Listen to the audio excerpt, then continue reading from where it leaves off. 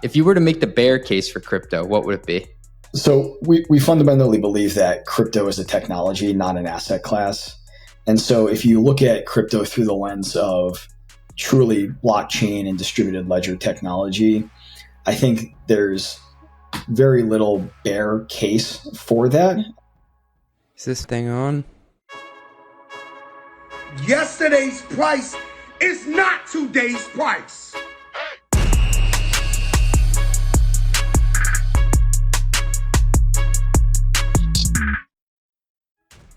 Hey everybody, welcome back to the Run the Numbers podcast. What you're about to hear is a conversation between me and Adam Berg, the CFO of Zero Hash.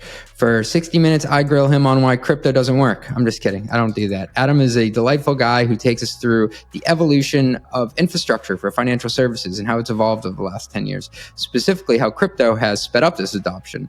He talks about the differences in business models for different fintech companies and where the most value accrues in the ecosystem that they play in. It's kind of like selling pickaxes to the gold miners or being the highway that everything runs through. And what fascinates me about the industry that he operates in is the constant need for balance sheet evaluation. So I came up in this FP&A world where it was all about the P&L, well, for the most part. Like we would leave that balance sheet to the controllers. But at a company like Zero Hash, you have to ensure liquidity for not only yourself, but those within the infrastructure. So there are some considerations there. In macro conditions, how do swings in the market impact how he thinks about the business model and how it serves its customers? He's really passionate about build versus partner frameworks. I think this is something that everybody can steal. How do you decide if you want to build something and invest in it? Is it really like core to what you do? Do you really want to go and build a CRM from scratch, or can you partner from someone that's best in breed with that? And when you talk to finance leaders from diverse industry backgrounds, I like to see what I can add to my toolkit. And he's a wizard when it comes to capital management. So we talk about capital management frameworks that you can adopt as well. All this and much, much more after a short word from our sponsors. Yes, yeah, our sponsors. We have sponsors. Woo, short word. As a startup CFO, the number one question my friends come to me with is, who do you use for banking? That's right. They don't ask me for my chicken parm recipe, and they don't ask me where I got my dog groomed. I'm the friend they come to for invoicing, credit card, and bank account advice. Go figure. So I thought I'd just come out and answer it for everybody on the podcast. I recently made the switch to Mercury because I was losing my mind trying to get a clear understanding of how cash entered and left the building. Financial operations were getting needlessly complex, and that's coming from someone who does finance stuff for a living. You can't manage what you can't measure, so I made the change. Plus, it took me literally under 10 minutes to go from application to approval. I'm not kidding. It was wild. Mercury simplifies your financial operations with powerful banking, and it gives you greater control, precision, and speed so you can operate at your best. Mercury is a financial technology company, not a bank. Banking services provided by the Choice Financial Group and Evolve Banking Trust. Members FDIC. What does the future hold for business? Ask 9 experts and you'll get 10 answers. Bull market, bear market. Rates will rise, rates will fall. Can someone please just invent a crystal ball already? Until then, over 40,000 businesses have future-proofed their companies with NetSuite by Oracle, the #1 cloud ERP, bringing accounting, financial management, inventory, HR into one fluid platform. With one unified business management suite, there's one source of truth, giving you the visibility and control you need to make quick decisions. With real-time insights and forecasting, you're peering into the future with actionable data. Whether you're closing the books in days, not weeks, you're spending less time looking backwards and more time on what's next.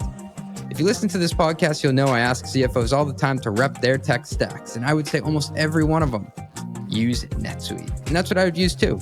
Whether you're a company earning millions or even hundreds of millions, NetSuite helps you respond to immediate challenges and seize your biggest opportunities. Speaking of opportunity, download the CFO's Guide to AI and Machine Learning at netsuite.com/metrics. The guide is free to you. That is netsuite.com/metrics. Ooh, yeah, it's netsuite.com/metrics. Please, guys, I really need this. Adam, thanks for joining me on the Run the Numbers podcast. Yeah, thanks for having me, CJ. Been looking forward to this for a while. I got to say, it was really big of you to volunteer to come on and debate me on the merits of crypto for a full hour. So this will be great. I've become accustomed to it, being in this space now for a little over 2 years and sort of adjacent to it for the better part of 5 or 6. So Yeah, hopefully come prepared. I got my gloves on. Hopefully you got your mask ready. We'll be good. Oh man, yeah, I'm bobbing and weaving. No, I'm not nearly educated enough on the space to debate you on it, but I am here to better understand financial services infrastructure and how crypto plays into that. So, you ready to get into it? Let's do it. So, I want to start off by exploring how infrastructure for financial services more broadly has evolved over the last 10 years. You're in a space right now where it seems like you're the rails for a lot that goes on. So how has that evolution come to be?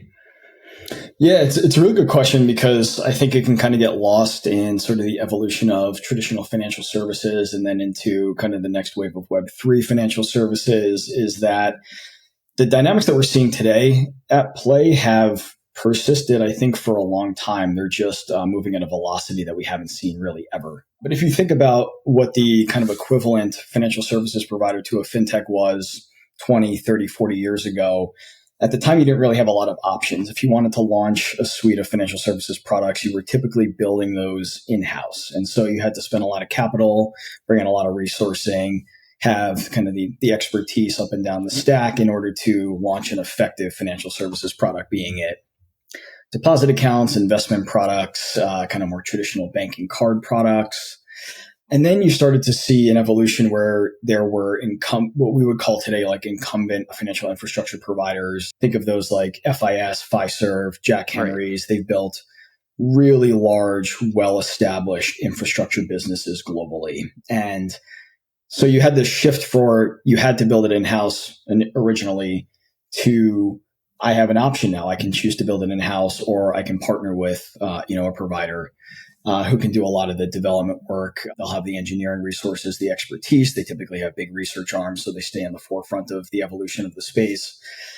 And you started to see banks, especially a lot of regional banks and smaller sort of state chartered banks, choose to leverage an infrastructure partner to build a lot of the back-end technology or to leverage their resources to build a lot of the back-end technology that underpins the products that you and I would use today if we were to go to a bank and open up a new account or a credit card or look to open up an investment account or a brokerage account.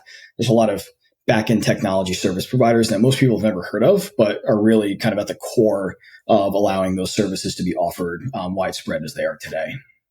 You had mentioned some names like the Visas, MasterCards, Fiservs, WorldPays of the world. They have been around for so long and are such a core integral part that I think we almost take it for granted. It's like it's there. And I wouldn't call it like a public infrastructure, like a water tower or like cable lines or something like that. But because they make a ton of money. But at the same time, like everybody does come to rely on them to move money. And I think I almost forget that they're there and there probably are spaces to innovate on it.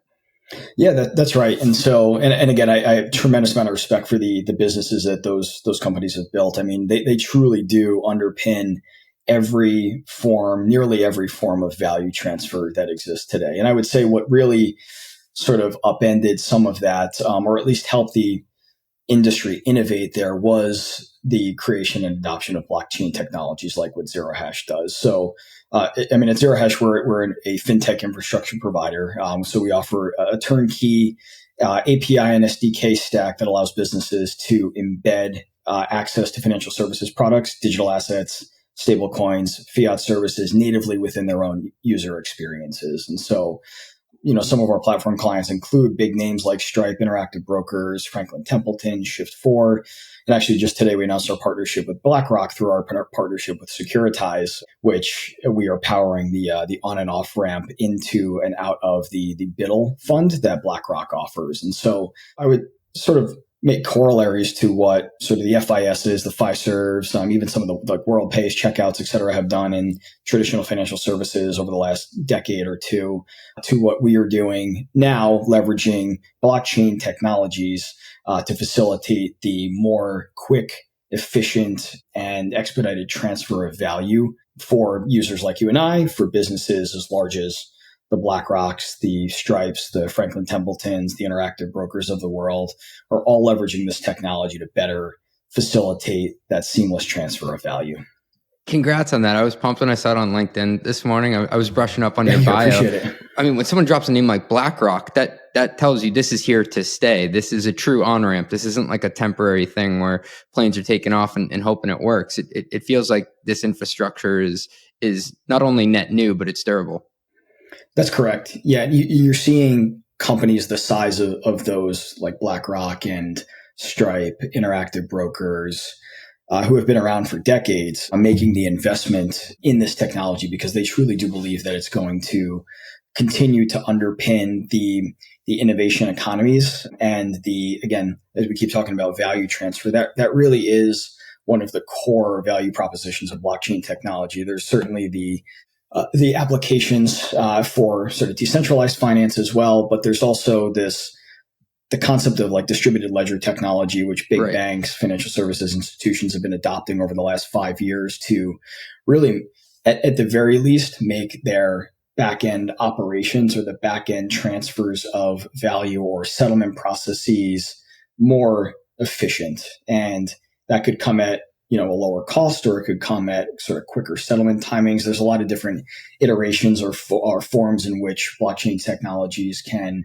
help to make those processes more efficient. And the applications seem to be endless. But you're right, when you see major incumbents like those big names making the investment in the space, it truly just does show how far we've come.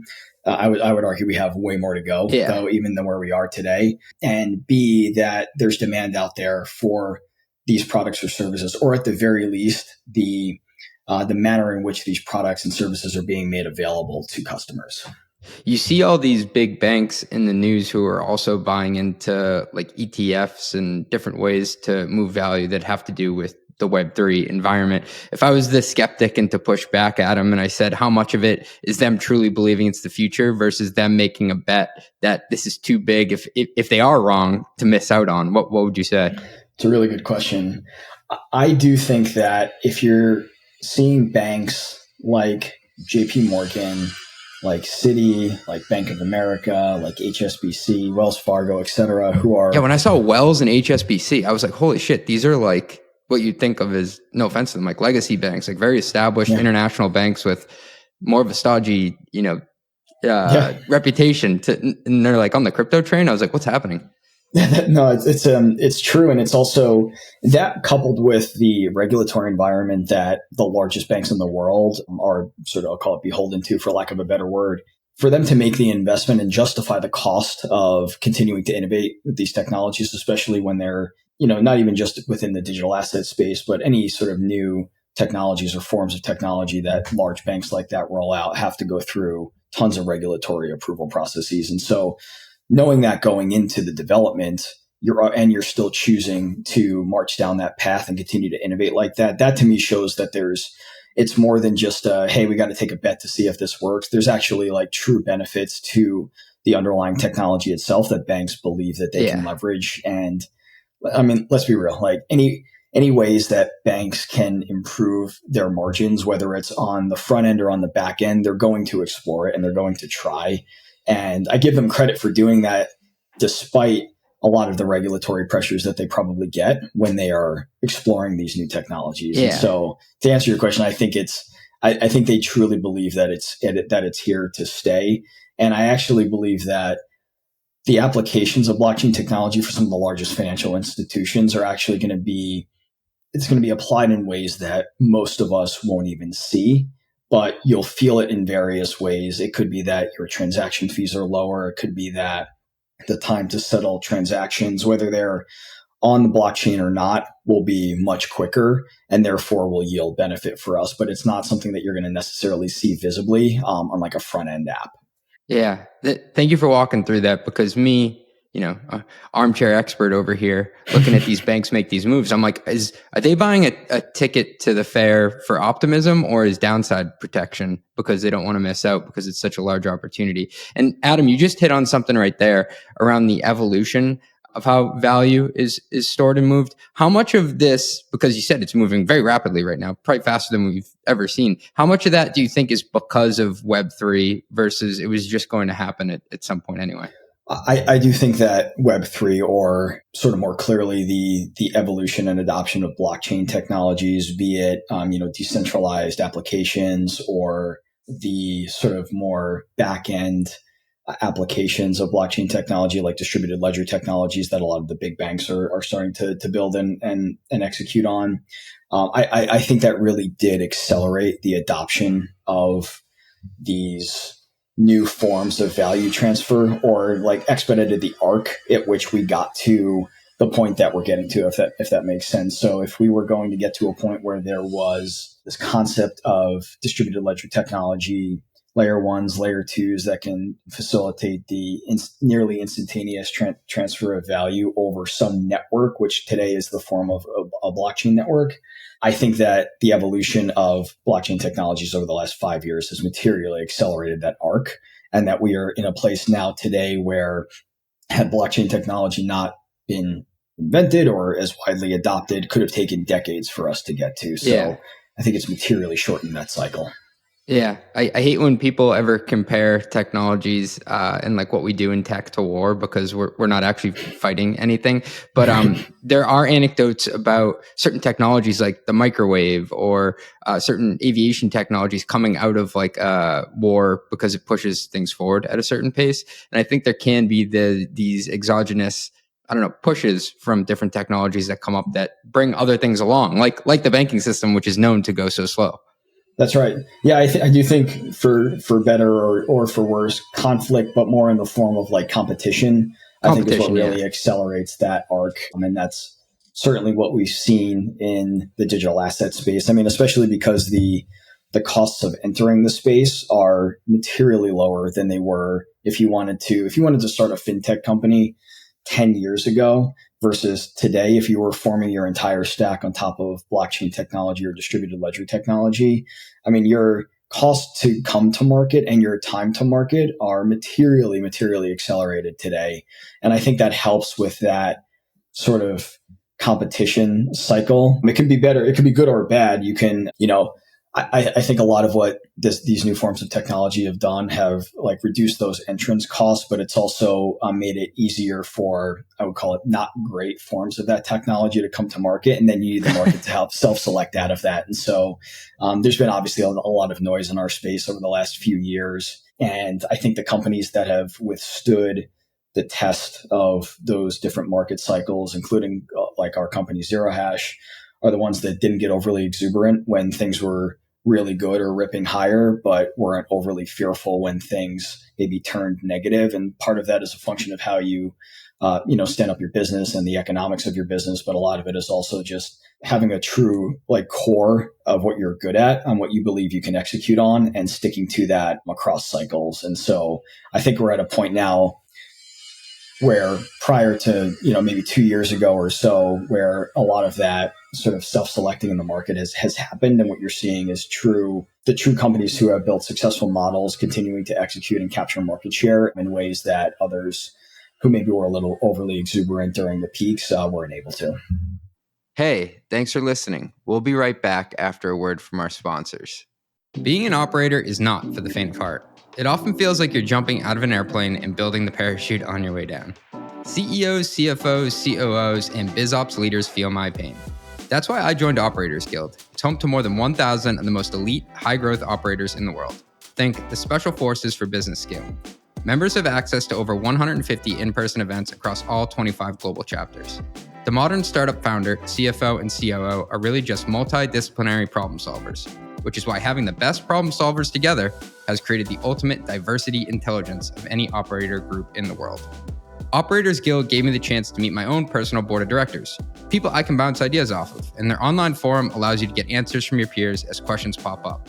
Like, how do I run an employee secondary? Or what should I pay as a base commission rate on SaaS deals?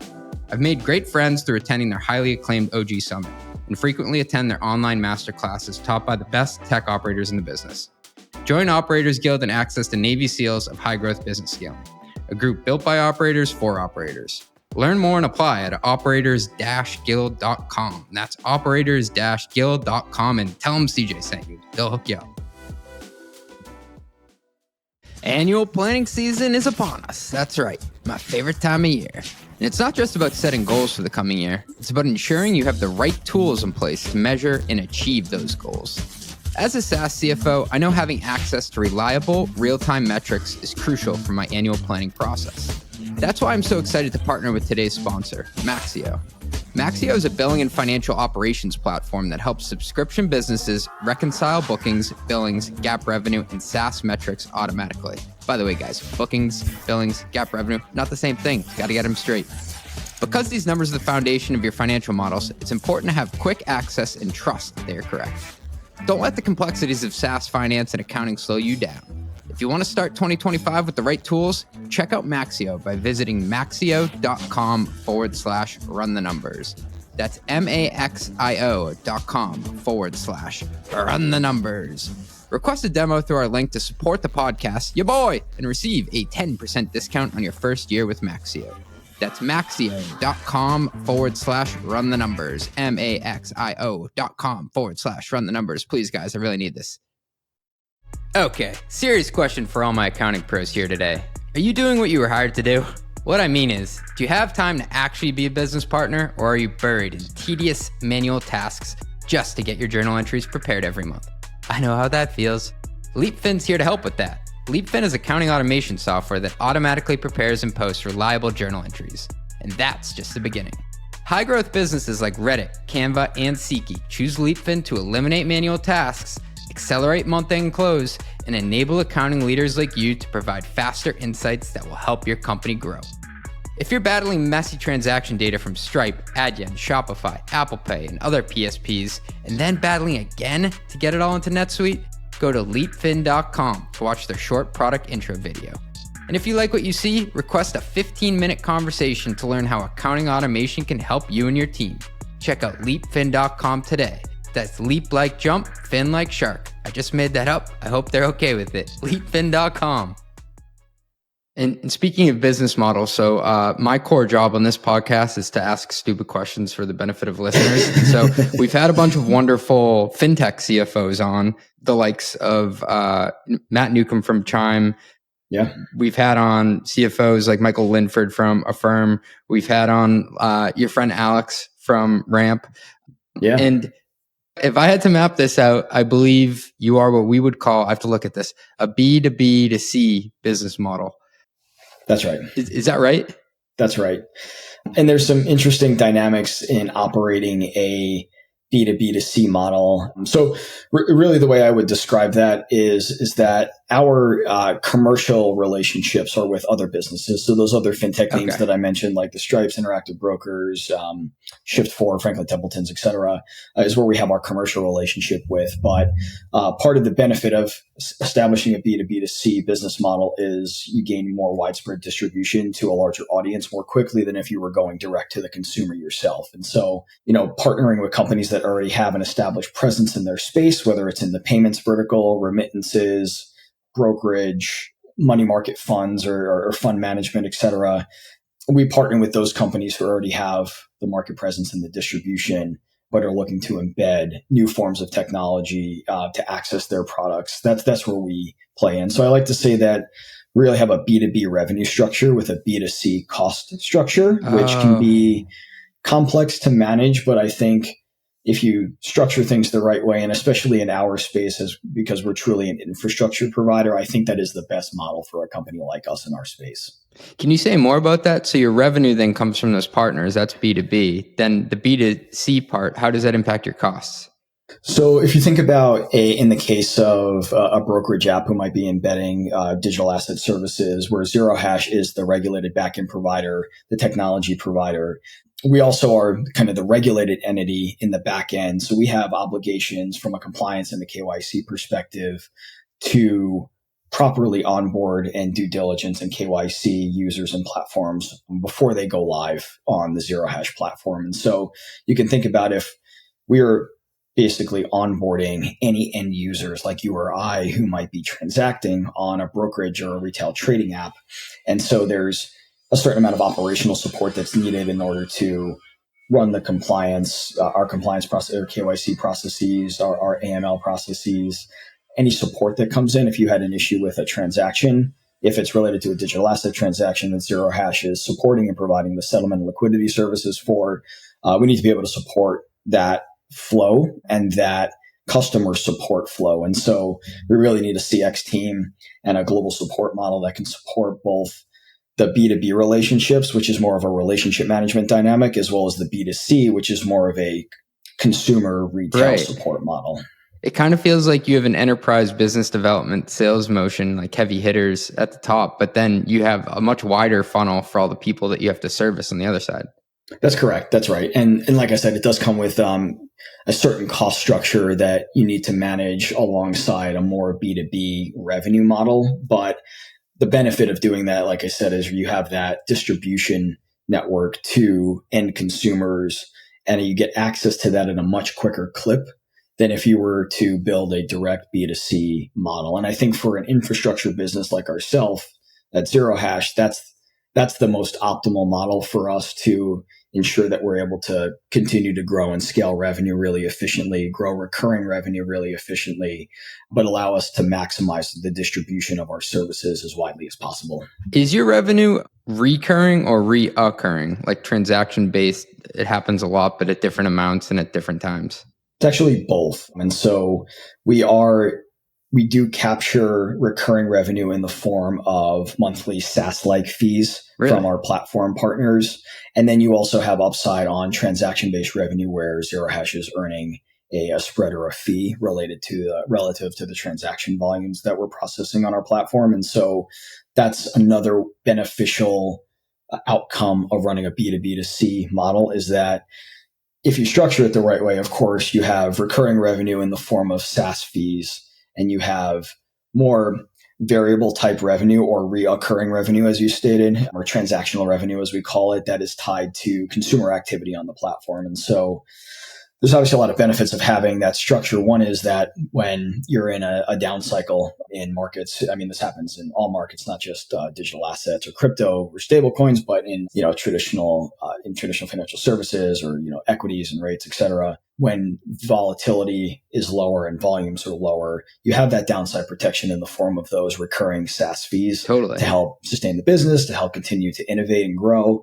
And then you capture on the upside when volumes increase or when volatility increases in either direction, you capture that upside revenue there too. How does an awareness of the macro conditions come into play in your role as a CFO? It's a really good question.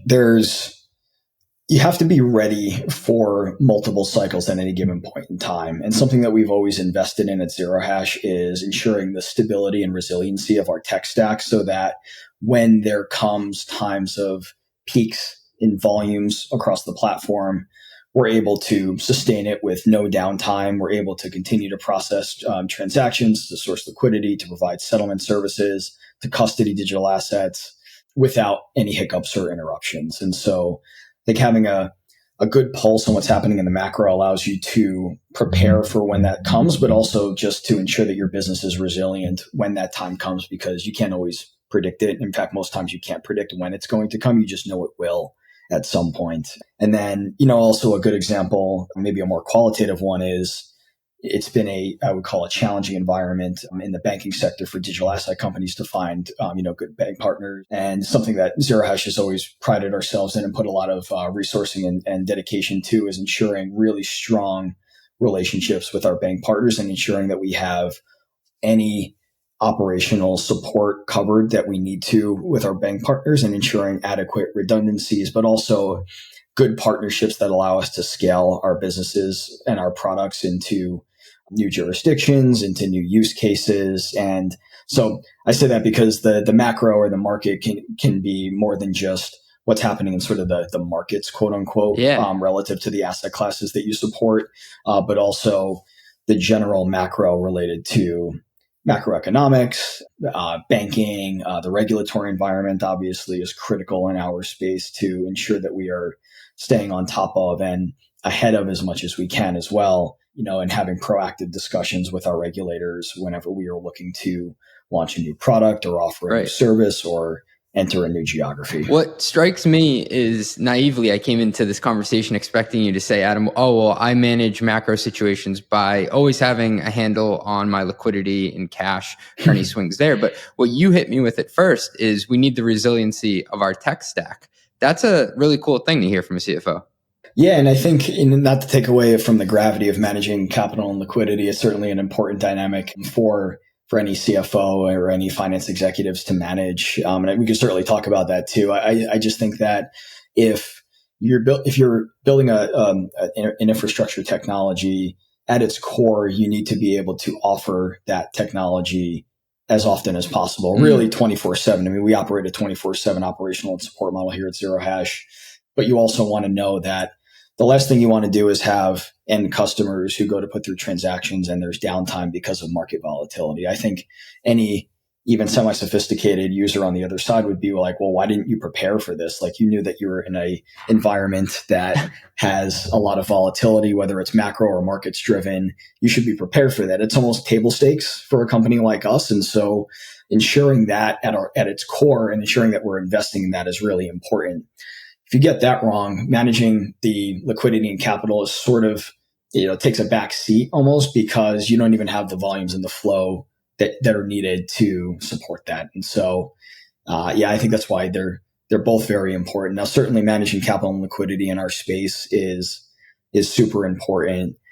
Companies like Zero Hash and certain other ones do act as a principal on a lot of transactions. So we are taking some inventory risk of digital assets that we need to manage effectively. And the way we do that is there's a lot of different methods. We have a lot of frameworks and processes and procedures that we put in place to make sure that we're minimizing our balance sheet exposure to digital assets as much as possible. You might think, well, we're in the digital asset space. Yeah, you're minimizing it? You're minimizing it mainly because we're not in the business of taking proprietary positions in digital assets. No part of our long-term revenue or profitability or scalability is tied to the price of assets. Certainly there's upside available there to companies who are willing to take it and make a bet on it.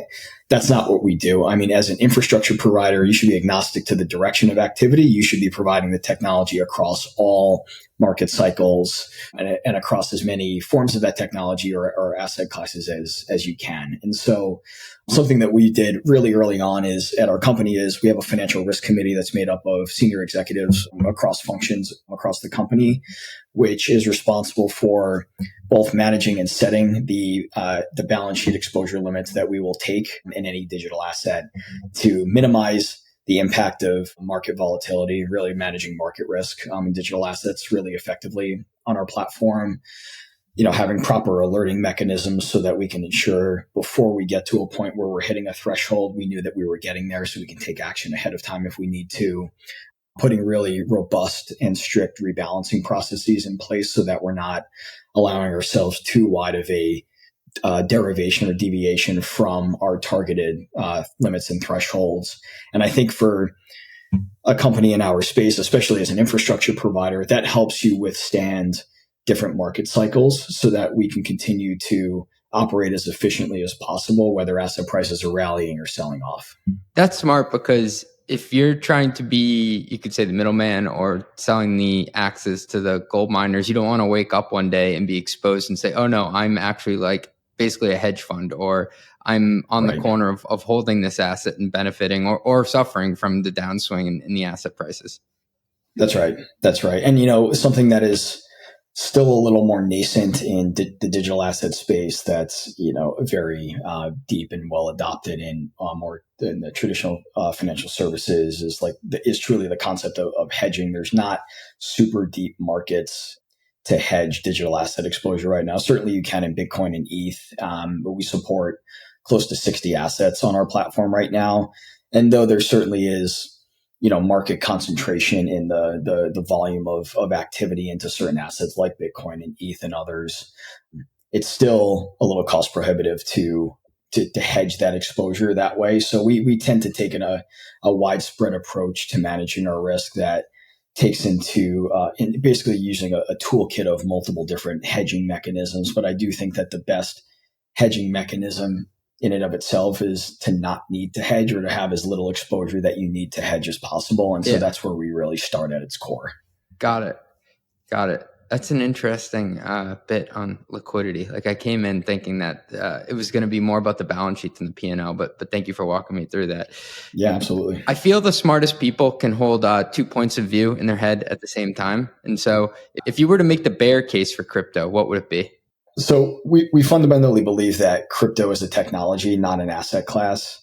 And so if you look at crypto through the lens of truly blockchain and distributed ledger technology, I think there's very little bear case for that, though I think what you run into is, if various banks or financial institutions are offering different forms of that, then it sort of becomes a bit isolated in the adoption, meaning there's consortiums of banks that are collaborating on forms of distributed ledger technology that'll be consistent across institution and across use cases, which I think is a really strong position for banks and other FIs to be in, versus each individual bank launching its own version of a distributed ledger technology that is really only useful internally.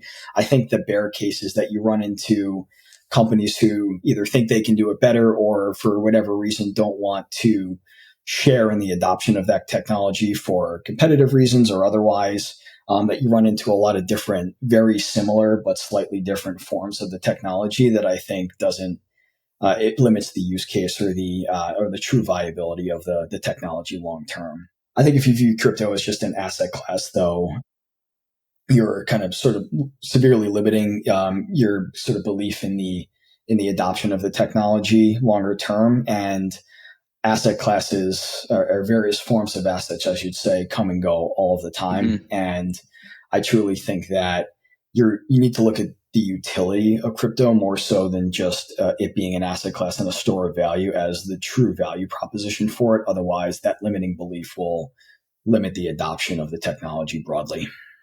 I think you were hinting at it there and leading me to my next question, but it makes a lot more sense to partner with somebody in a lot of these scenarios and to build something internally. Would you agree with that?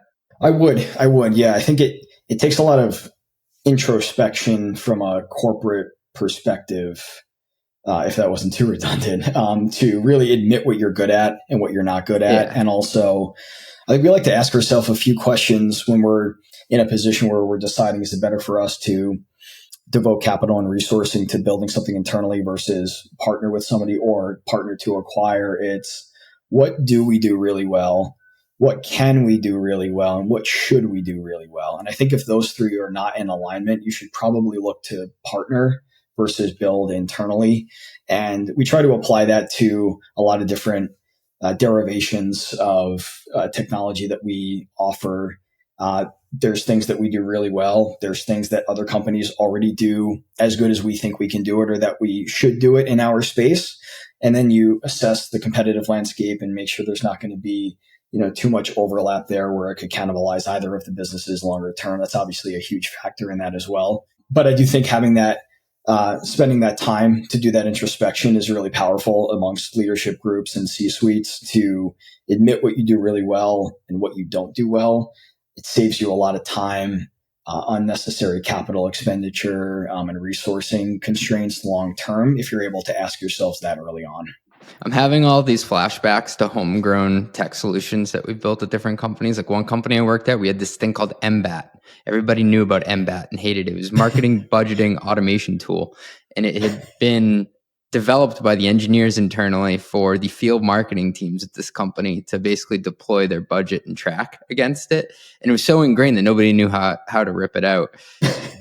And I feel like every company has some homegrown tool that's just there. Maybe it's a billing mechanism because they're like a marketplace and didn't know how to do the rev rec that has just existed forever. And then they step back one day like, how the hell did we get to this point? Right. Or why did we decide that it was best for us to do that? Especially like in the example you just said, if you're not like a MarTech company. No, we weren't at all. So you're building a budgeting solution, which is honestly a commoditized product at this point in a lot of spaces, a marketing tool, which again, in a lot of spaces has become commoditized too. And because of that, like your pricing leverage that you have is incredible when you're looking to integrate with one of these platforms versus build it yourself. So that's like a perfect example of partner versus build in-house. I mean, certainly we've built, certain parts of our tech stack in-house that you could argue now there might be solutions for externally that if we were starting our business today, we might not have built it in-house because there are solutions out there that can do this pretty well. But I do think because of that process that we've gone through and that we go through on a recurring basis amongst, management to assess what we do really well, we've limited the number of times that we've executed on a new set of development or building a part of our tech stack that we really should have said, probably would have been better if we partnered. The economics of this rollout would have been a lot better if we partnered them. Thankful we haven't had too many examples of that. Well, Klarna was recently in the news because they said that they were ripping out Salesforce as their CRM and Workday as their HRIS. It's like, bro, bold move. Like, very bold move. How many CRMs are in the graveyard? And also, like, aren't you a fintech business? Well, you don't get any style points for doing that. No, you don't get a higher multiple for that, for sure. Actually, a really good example of this just today, Brex announced a partnership with Navan, the travel management company. And so what's interesting is Brex and Ramp are obviously competitors in the US. Brex chose to go down a partnership with Navan. Ramp recently launched a travel module within its platform. And so it's proof that you can have two different strategies by two very similar companies, and both could work. They could work because of the stage of company that they're at, or the evolution of their tech stack has necessitated maybe different requirements for internal development, where it makes it a little more punitive or maybe less cost effective to develop it internally versus choosing the right partner. And so I feel like there's not a better example of that today, actually, where Brex and Ramp, they obviously offer competing products and services, went two different paths for their travel management modules. And so it'll be interesting to see how they pan out. Like I said, it could work well for both of them, having literally the exact different approach. It could. Yeah, there are multiple ways to skin a cat. I'm buddies with Art Levy, who runs business development over at Brex. So congrats to him. I know that was a huge deal to get over the line. Yeah, absolutely. Absolutely. And it is cool to see even just the evolution of their space and understanding that travel management is a large component of what their customers are demanding and asking for. And it's cool to see both companies listening to that and just having a different approach to how they execute on it. I asked you if you had a contrarian opinion before hopping on the line, and you told me, Adam, that margin compression and price optimization can actually hurt end users in the long run. Can you break that one down for me? Yeah, absolutely. I think really what I was leading to there is there's this concept of like a race to the bottom. And you tend to see a lot of products that go through that evolution become commoditized, which in and of itself is not necessarily bad, because it does, at least initially, lead to, I think, better pricing leverage for end users or consumers of those products. I think that the challenge with that, though, is, and we see it in a lot of different iterations or derivations in our space, especially, is that it tends to stifle innovation long term. You compress the margins so tight and it becomes so commoditized that it's actually really hard to then launch a product in mass and be profitable in some near or medium term horizon. What really happens is you see the innovation and the technology advancements advance faster than the products and services that are supporting those different products and services catch up. And so I think that what happens is you tend to see players leave the space or don't enter the space to begin with, because the cost of innovation versus the cost of supporting that innovation longer term actually gets stifled. And so it's really this window of kind of hitting it on the way down where it tends to be really beneficial for end users. But over time, you tend to see players leave the space. And I think that actually hurts. It hurts competition. It hurts innovation. And so it's cyclical, though. So then what you hope will happen is that someone comes in and reinvents the space in a really big way, like a monumental shift in the the technology itself or the use cases for that technology, and then you restart the cycle again. And so I just tend to think that price optimization and margin compression that leads to that commoditization is only good for users for some period of time. And I think the learnings that come from that companies that are in that space are to focus on quality and not quantity. And especially in a time where it's never been easier to form businesses, to start technology businesses, to launch new use cases on top of that technology, quality is really what's going to be the winner versus quantity.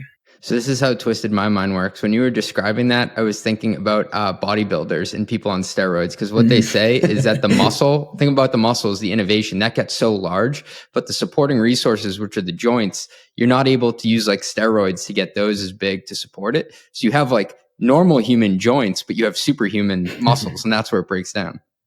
Yeah, it's funny because you can always tell when someone has trained their musculoskeletal system really well, but hasn't focused on the joints, the tendons, the ligaments and stuff. It always looks like they're kind of walking around almost on stilts. Yeah. And so it really is that core foundation that matters the most, or at least sets you up for the most success long term if you put the time and the dedication in focusing on the basics and the fundamentals. Yeah, I do feel like there are some technologies out there that have the risk of being a race to the bottom. But when you look at them really quickly, you're like, oh, that seems great for everybody. Like, we're going to pay less for it. Right. That's right. And I think a good example of that in our space, and really not just our space, and financial services in general, is the concept of custody. So you have some of the biggest banks on the planet, like BNY Mellon and State Street, are some of the largest custodial banks in the world. And they've innovated that product over a long period of time. It's started to evolve in the digital asset space, where you have companies like Zero Hash and others who do digital asset custody. And what's custody, real quick, just for anybody out there? Is that just holding on to something for me? Yeah, basically, right. Exactly. Holding on to and safeguarding that asset for somebody else like yourself. Got it. So we will be the custody and the safeguarding provider for a large array of digital assets that we support on our platform. But I think the thing is, there's a lot of custody providers out there, which right now I think we're still in that point on the arc where it's beneficial for users, because platforms are continuing to innovate on the safety and security of those custody solutions in a way that I think is beneficial for end users. But I think you'll get to a point eventually where it's become so commoditized that there's a lack of desire to continue to innovate there until somebody comes in and materially changes, the security protocols that are underlying a lot of these technologies. Totally. Adam, I'm going to take you into what we call our long ass lightning round. So you're a successful guy, but everybody who comes on this podcast is to give me an example of one thing they've messed up in their career. Could be this job or a different one. It's a bit esoteric, but it sticks out in my mind because it was one of those things where, like, how did I mess that up? And again, like I said, this is a very specific example, but at a prior company, our team had made a pretty material miscalculation on the weighted average life of a loan pool that we were about to securitize, which on the surface might not seem like a big deal, but would have had material implications if we had got it wrong when we went to market. And thankfully we caught it beforehand, but it caused quite a bit of stir. And, the thing you always try to avoid is people feeling like they can't rely on the kind of the fundamentals that your team does. And so thankfully we caught it beforehand and we were able to right the ship, but it definitely caused a bit of a stir beforehand. Yeah. So you were the guy behind mortgage-backed securities. Got it. I do not want to be on the record being associated with that era, for the record. Got it. I don't actually know where this story will go, but you said that a last-second unplanned phone call in 2012 changed a lot of things in your life. What was that phone call? It did, yeah. So I was at JP Morgan at the time, and I was in the analyst rotation program to start my career, and I had placed out of it for a couple of years. And I was contemplating a change to another team within JP Morgan. I was going to move over to the investment bank, into their fixed income research arm. And I was sort of excited about the opportunity, but not entirely. But at the time I thought, this is probably the change that I needed or wanted, and was about to accept the offer. In fact, I remember this vividly. I was given until 6 p.m. that night to take the offer. And it was 5:30 that night. And I had every intention of just replying to that email saying I accept the offer, and we would have started the onboarding process from there. And I got a call at 5:30 from a managing director who I had worked with tangentially in the chief investment office at JP Morgan, and had somehow heard that I was potentially going to take this offer and leave the broader team, and called me down and said, like, hey, let's just like have a quick chat, talk about what you're thinking, what you're seeing, and everything. And we did that, and stalled you until 6:03. Held you up in the until office. 6:03 exactly. The offer expired. No, he we had just a really good conversation about career progression and what I was looking to do, and he had come up through a similar track, and it was in a space that I was aspiring to get to at some point in my career, at a later point in my career, and we spoke really openly about what I was looking to do. And I wouldn't say he convinced me, but we had a convincing discussion about staying in what I was doing and seeing things through and migrating over to the chief investment office, within the next 6 months to take on an enhanced role and some additional responsibilities. And I ended up doing that. And that person I ended up working for 6 years at JP Morgan. He's then who I started working with at SoFi. In fact, he was the reason that I ended up, after business school, relocating out to the West Coast to work at SoFi and lead up the market risk and hedging and balance sheet management program there for 3 years. Had I not picked up that call, or if I was away from my desk or something and didn't pick it up, I probably would have accepted that offer and would have been on a completely different trajectory in life. I've established so much of my life out here on the West Coast. I still have a lot of ties back on the East Coast and in New York. But so many, I would say, great things have happened in my career. And I can pin a lot of that back to picking up the phone at that time in 2012 to a lot of this happening. And so grateful I was there, grateful for the people that have helped support me on this journey, especially the person I spoke to at that time who helped guide me and is still one of my mentors to this day. What do you think the lesson is out there, like agnostic of what type of sector you work in for other people? Is it to follow your gut? Is it to follow people more than the role? Like, what made you do it? I do think following your gut is important. Like, there was a reason I hadn't responded to that offer, within the 30 minutes prior to it was due. So something was telling me to maybe hold off. It's an interesting point you made, though, because I think over the course of my career, I probably didn't see it at first, but just how valuable building those relationships are really early in your career, because they can stick with you throughout your entire career. You may find new people, at various points on your career trajectory that will offer various forms of support or guidance to you as you're figuring it out. Because I think a lot of us we might seem like we have it all put together. I certainly don't think that I do, but we're all just making it up as we go along. That's you're figuring it out as you go. And I think it's foolish for any person who's 4 years out of undergrad to think that they have it all figured out and that they know exactly where they're going in their career. If there's people out there that do, I commend you tremendously for that. But I think the majority of us are figuring it out as we go. And I think it's important to realize that you can confide in certain people and trust that they will guide you in an appropriate way and in a way that allows you to continue to explore your potential while also taking, if not just calculated risks in general, especially when you're early in your career. I think if there's any advice I would give out there is like, when you're in your 20s and it's early on in your career, it's okay to take risks. Yeah. Obviously calculated risks are best and prudent, I would say, especially in our space, but that's the time where it's best to explore your potential. I love that.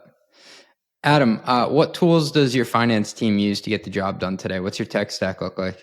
So we use Oracle NetSuite as our accounting and ERP solution, which I think is one of the gold standards out there, especially for companies who are aspiring to be global and multinational companies, of which we already are because we have a presence in a bunch of jurisdictions around the globe, including the UK, the EU, Australia, Bermuda, South America, et cetera. So having a solution that can support all of those jurisdictions and like multi-currency legal entities, consolidation processes is really important. So we use NetSuite.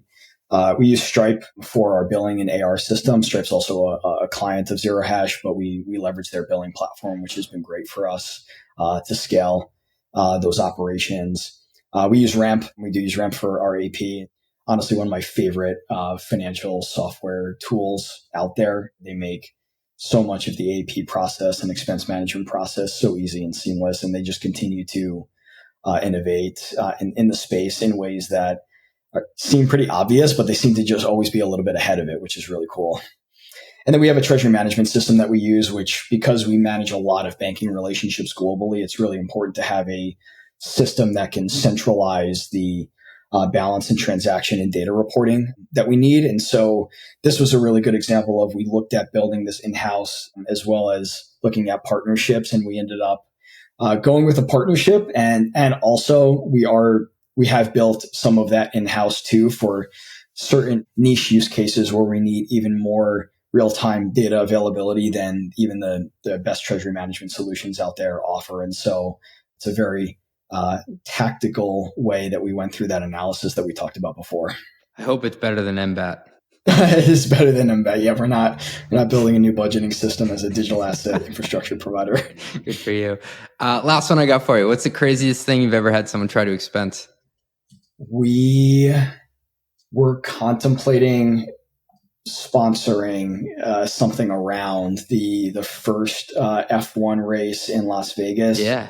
And some people tried to preemptively purchase some tickets and some events around that before we had made the decision to do so. And so thankfully we caught it ahead of time. Ramp does make it easy to filter that stuff too. So it was, so I'm a huge F1 fan though. So as much you were as one of the people. Are you outing yourself here? It was my pseudonym under a different position at the company. Yeah, no, we caught it thankfully, but maybe someday, we will sponsor an F1 race. That would be a good goal to aspire to. Well, if you go, give your friends that run the numbers a call because we'd love to attend. Oh, I think I'll have you on speed dial by that point, CJ. Thanks, man. Adam, this has been a blast. I appreciate your time and thanks for all the stories. No, thanks for having me on, CJ. I've been looking forward to this for a long time, like I said. So, it's always great jamming with you. Run the Numbers is a mostly LLC production. Yelling an intro by Fat Joe. Artwork by some AI thingamajig. Podcast and video editing is done by Cleancast at cleancast.io. Nothing said on this podcast is intended to be business or investment advice. It's the sole opinion of me, a guy who feeds his dog too much ice cream and has a history of net operating losses, LOL. If you like this podcast, please hit subscribe. It would mean a lot to me. And also check out mostlymetrics.com. That's my newsletter where I explore business models and financial metrics. Thanks for riding with me. Share this with your friends. Peace.